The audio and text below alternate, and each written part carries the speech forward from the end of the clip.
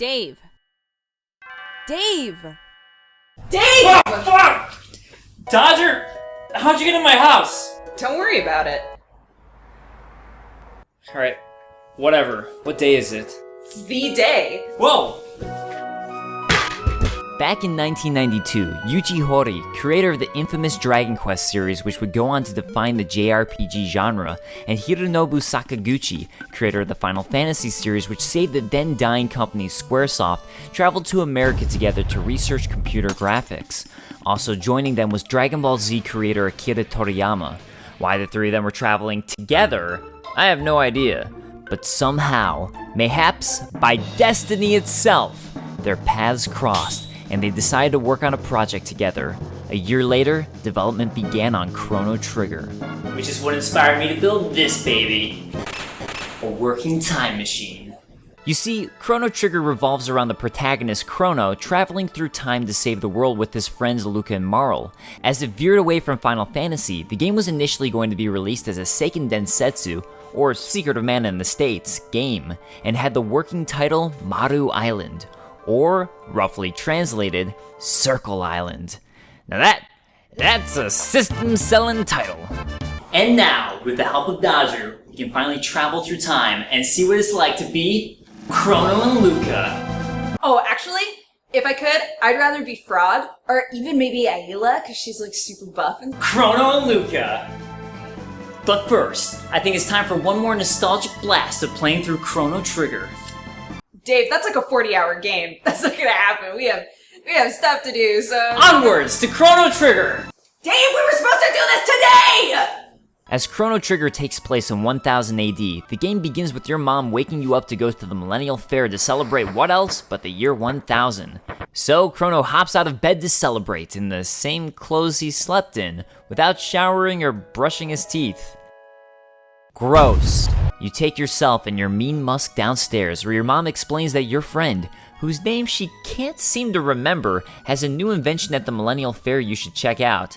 You know, I never noticed it before, but I think you have a neglectful mother. You've literally had one friend in your entire life, and your mom can't seem to remember her name. Mom, her name is Zuzuzuz! How do you not remember this shit? After an unnecessarily stressful morning, you head into the Millennial Fair, a place bustling with people, several minigames, and accompanied by incredible music. As you explore the fair, you eventually bump into Marl. Literally. Attracted by your sweet musk, Marl tells you she'll follow you around wherever you go. So, you'll follow me anywhere, huh?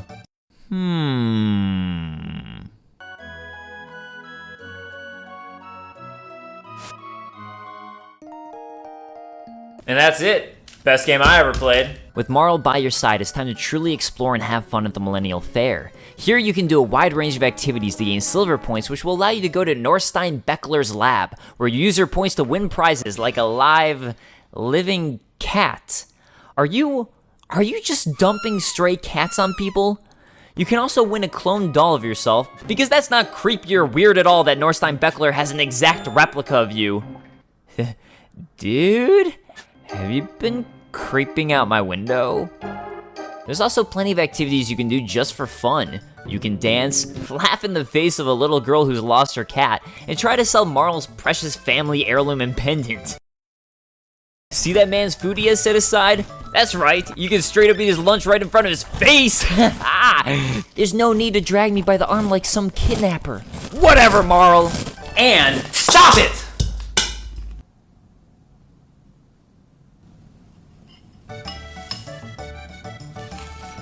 Eventually, it's time to head up to the main attraction of the fairground. Your friend, Zuzuz, or Luca for short, has invented a teleportation device. Marl, excited at the prospect of teleporting, steps up to try it out. When her family pendant reacts with the device, it busts down and a portal appears out of nowhere which Marl is sucked into.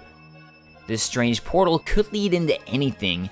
It could be a portal to hell, it could be a portal to the apocalypse, or it could be a portal to a mystical land of cake filled with cupcakes and ice cream. Which would be pretty awesome. But you're not that stupid to chase after her. So, thinking on your fond times together,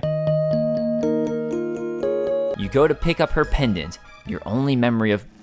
Wait, what's that music? Offer to save her? No! I just wanted to inspect the pendant! Shit! No! You're suddenly transported to a random mountainside where a bunch of blue imps attack you, immediately forcing you into battle. Here you'll learn Chrono Trigger's unique battle system. Chrono Trigger works differently than most RPGs of the time. Gone are the random battles of games like Final Fantasy. You can always see your enemies on screen while exploring, and many you can avoid if you choose to. The battle system itself makes enemy placement important. Enemies will walk around during the battle, and depending on how close to you they are, will have different attacks. You're also equipped with tech skills, these skills acting as both your magic and unique attacks to your characters. Several of these attacks rely on enemy placement, making timing out your attacks actually important in Chrono Trigger. Not only this, but Chrono Trigger had the unique dual and triple attacks. These attacks utilize multiple characters to harm your enemies and are completely dependent on the character combination you've chosen. Eventually, you fight your way off of the mountain and discover you've transported to 600 AD, 400 years into the past. And not only this, but Marl's been mistaken for the missing Queen Lean, who it turns out is Marl's distant ancestor. In fact, you discover Marl is the current Princess Nadia of the Guardia Kingdom, who snuck out of the castle to enjoy the Millennial Fair. Oh, that's not good. It turns out, by mistaking Marl for Queen Lean, the soldiers stop searching for Marl's ancestor, meaning that Queen Lean's gonna die. And if she dies, Marl will no longer exist. Because, you know, that's how the whole sex thing works. Whoa, this is heavy. Fortunately for you, Luca, being the genius that she is, has figured out a way to make a gate key, allowing you to open up time travel gates and travel through time. She uses this to find you, and the two of you head off to find the real Queen Lean. The search leads you to a church, which has been taken over by monsters in disguise as nuns. The church is evil. Sexy evil. As you're unable to contend with the amount of sheer sexiness in the room, a rogue frog warrior leaps in to save you, and as he does, his incredible theme music starts blaring. And when I say incredible music, I mean some of video games' greatest music ever composed. Chrono Trigger's soundtrack was scored by newcomer Yasunori Mitsuda, and the music was so memorable that it's been remixed countless times, and even performed by the Tokyo Symphony Orchestra. As Mitsuda worked so passionately on the project, he ended up contracting stomach ulcers, and none other than Nobuo Uematsu, the famed composer of the Final Fantasy series music, stepped up. Using Mitsuda's notes, he was able to complete the final 10 tracks. So you have the creator of Dragon Quest, the creator of Final Fantasy, the man behind Dragon Ball Z, and the composer behind Final Fantasy's music all together on one project. That is insane. Going through the church, you'll eventually square off against the evil Yakra, who's impersonated the Chancellor, save Queen Lean, and save the true Chancellor, who suggests it's time to create a criminal justice system in the kingdom to do away with such fiends. Good idea, Chancellor. I like where your head's at. And the day is saved. You return back to 1000 AD and escort Marl back to Guardia Castle like a true gentleman, wrapping up the tale of Chrono Trigger. Wait. No? You're arrested by the new Chancellor on charges of kidnapping the Princess Marl and put on trial. I got this. The Chancellor's first witness is the little girl who lost her cat, who cries about us not helping her find it, saying you ignored me. What? I'm not gonna talk to some random little girl. He then brings up the man whose lunch we ate,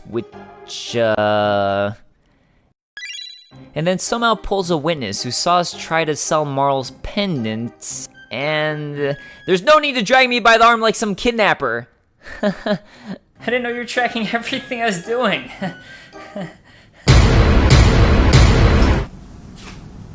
Judgment time. Guilty? No, guys, simmer down now, guys, come on. No!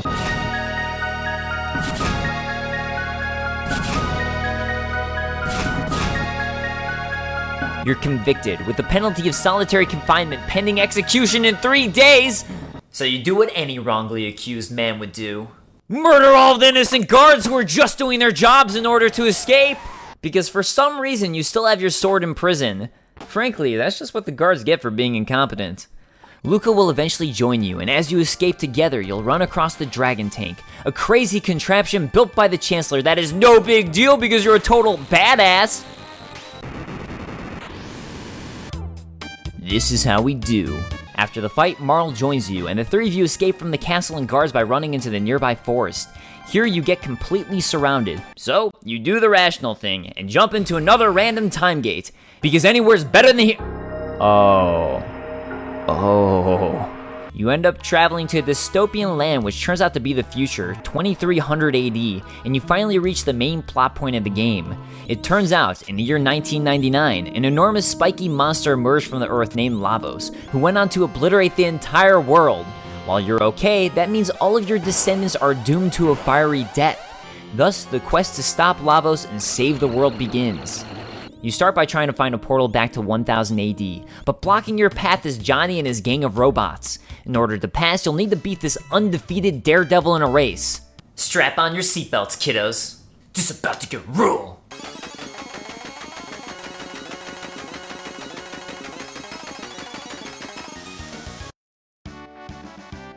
Now that was a close call. The gate to 1000 AD is blocked, but Luke is able to reprogram a robot, Robo, who becomes your ally and knows just the way to reach it, by heading into the nearby factory and meeting with his robot friends, who all claim he's malfunctioning for being friends with humans.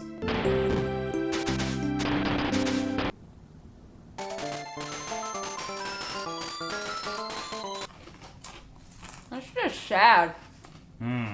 Fortunately, despite receiving a pounding, Robo's successful and the four of you travel back to the past, where you end up at the end of time. Apparently, if 4 more people travel through a time gate at one time, they'll automatically end up here. What a convenient plot point to make it so your max party size can only be 3 people. It's at the end of time you meet a strange, knowledgeable old man who knows the lay of the land and will give you clues as to where to go next. You also meet Specchio, a strange creature who will teach your characters magic.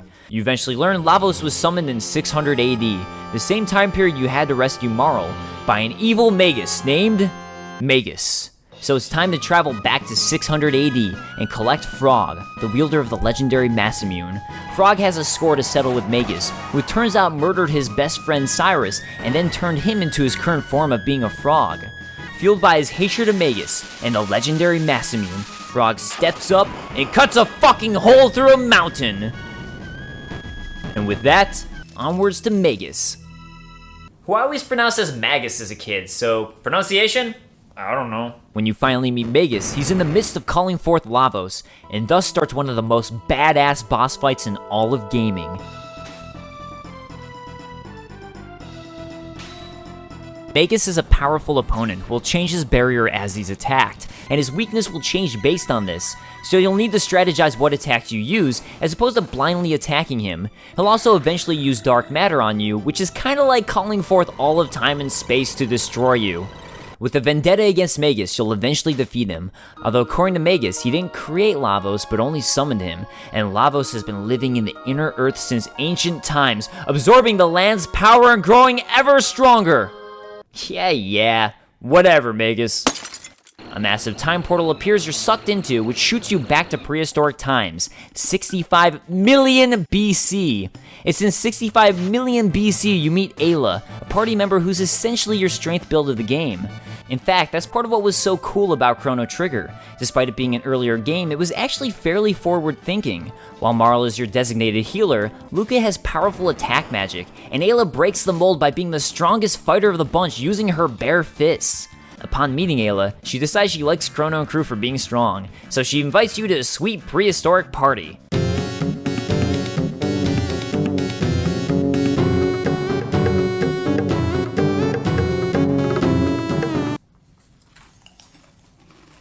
It turns out Lavos is an alien and crashed into the Earth during prehistoric times. He's then been sapping the Earth of its life energy, as Magus explained, and doesn't re-emerge until 1999 AD to destroy everything and send new Lavos babies out into the universe. This causes a new time gate to emerge, so you hop into it and transport to 12,000 BC and the home of Zeal, the floating city. Welcome to Zeal, where dreams come true, but at what price? I don't know. Zeal is apparently being supported by the dreams of the inhabitants who live there, who are known as the Enlightened Ones, and those lacking in magic have always lived beneath the clouds as the Earthbound Ones.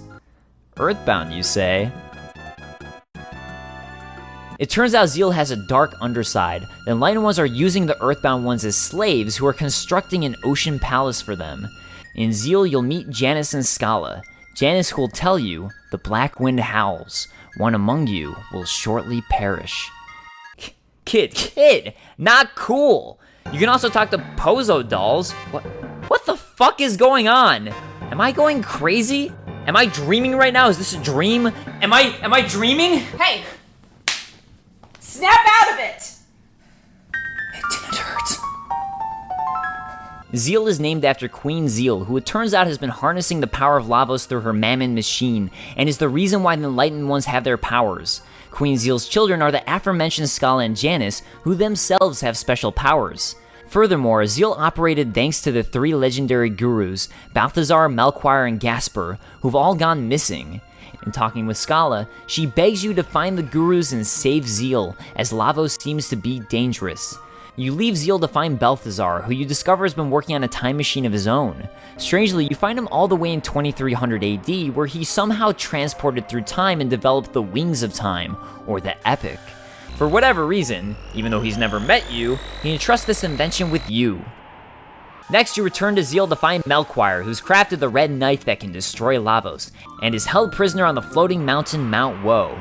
In order to save him, you destroy the protector of the mountain, Giga Gaia, and my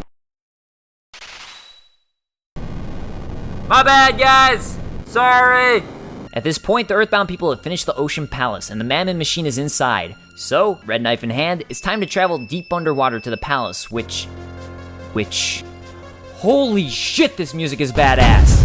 Queen Zeal is forcing Scala, the most powerful of the group, to beckon Lavos using the power of the Mammon machine, otherwise she'll kill Janice, the younger brother. So you bust your way through the Ocean Palace and draw your red knife to destroy the Mammon machine, which does absolutely nothing. And Lavos is beckoned, who immediately obliterates the shit out of you!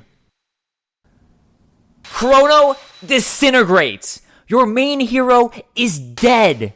In an epic twist, the Prophet reveals that he's actually Magus, come back from the future, and has been trying to summon Lavos in order to kill Lavos. Also, Magus is Janice, but from the future. But now, in the past. Oh. Queen Zeal has gone insane, and Scala uses the last of her powers to save everyone by transporting them out of Lavos' domain, except for Chrono, who, might I reiterate, is dead?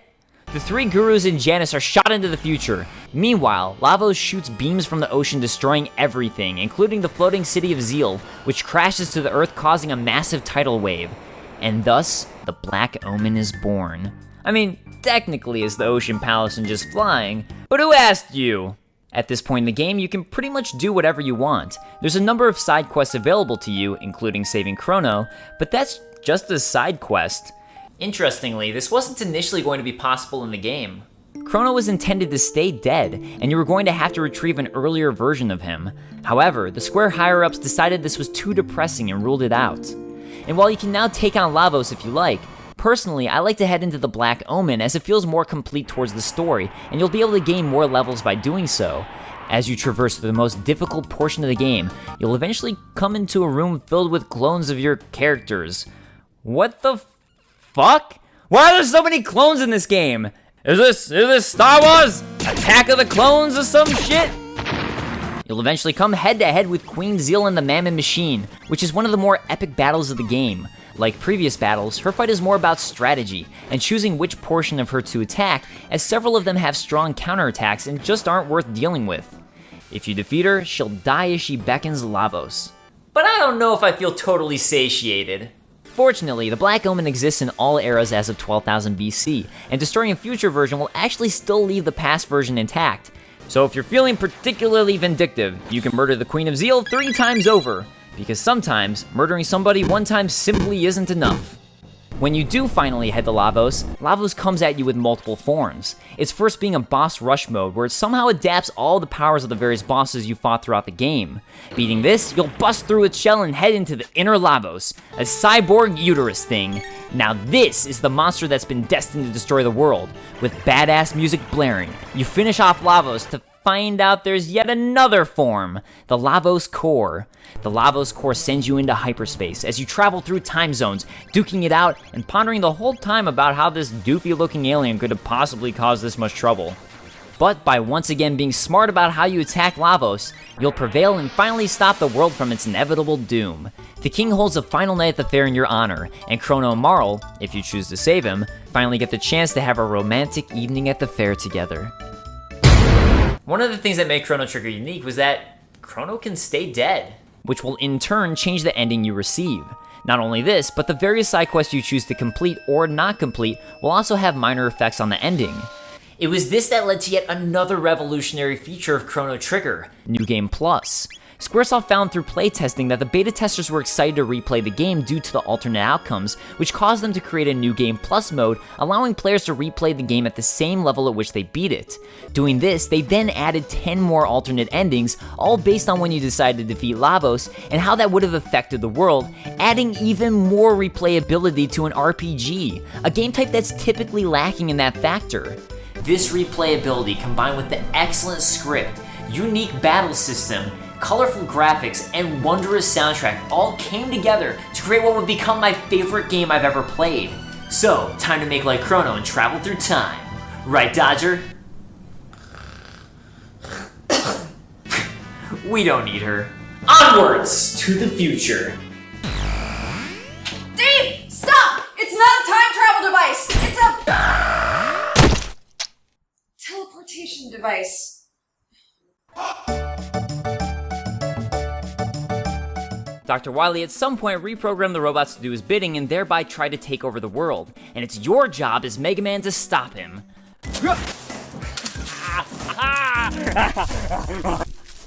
When I was a kid, nothing was quite so magical as Secret of Mana.